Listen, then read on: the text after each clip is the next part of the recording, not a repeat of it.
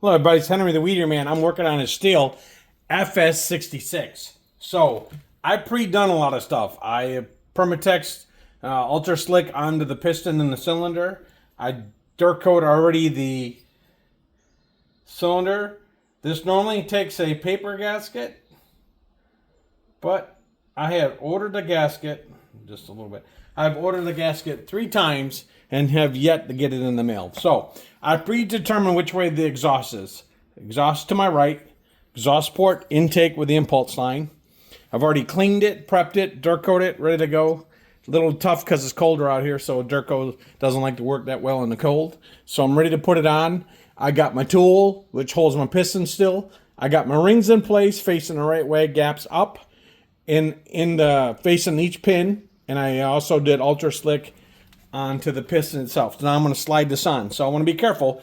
Now, normally I have a gasket on here. This don't have one, so I got to be careful because I put the dirt coat onto the cylinder itself, and then I'm going to try to slide it on here without getting it all over the piston. So squeeze it down.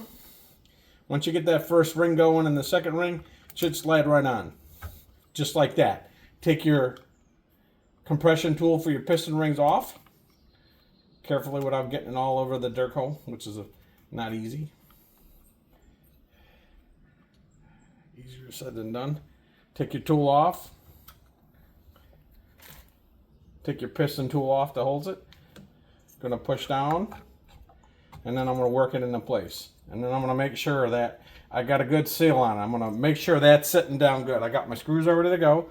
A little Permatex will squirt into the hole, which is okay, because that way it also helps your exhaust to be held a little bit better.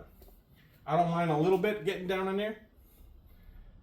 Actually kind of holds your stud in for you.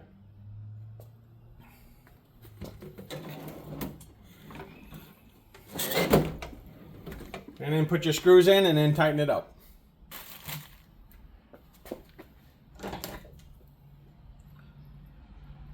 And it's a T, those heads on the FS66 are a T27. I got a held in my vise so it don't move around on me.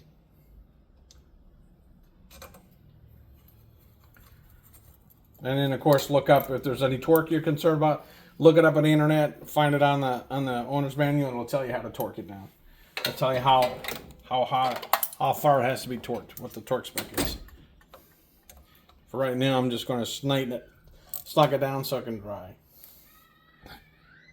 Definitely not enough to snap it. All right, so you know you got it in the right direction, and there we go. La la. Go ahead and spin my vise around, do my normal Henry test, which is I'll run it with the drill. Make sure the rings are seated.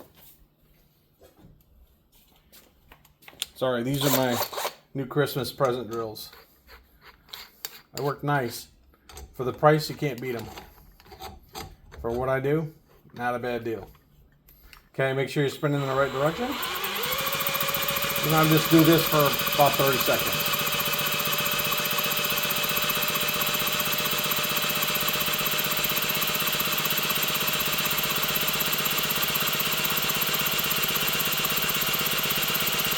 And there we go. Now, don't try to do this on the clutch or any other side, right? With the spark plug in. I'm telling you what you're going to do. You're going to snap off the crank. You're going to break it. Don't try to do it. You got to do it with a spark plug out. Trust me. Tried it, tested it, failed. Anyways, I like to do that just to get the rings pre-seated before I do any other assembly. Because as soon as I go to assembly and I get it done assembled, I'm going to go right at putting fuel in it. I'm going to go ahead and go and start it up.